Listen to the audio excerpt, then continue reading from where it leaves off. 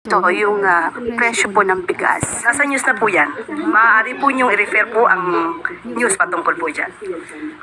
So, malinaw po na reduce po yung nabanggit. Pero kayo sabi ninyo sa inyong vlog po ba yun, whatever, yung 7 piso, sabi niyo pangako 7 piso at parang sort of ganun.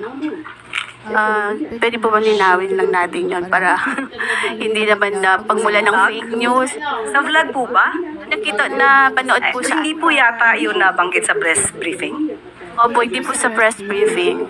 Parang you're talking na pinapakita niyo pa yung SONA something ni PRRD. Para lang po magkaroon ng sa halip Hindi na... po yung pahayag ng Pangulo. Nandito po tayo sa ating press briefing para ihayag po ang direktiba, announcements ng palasyo.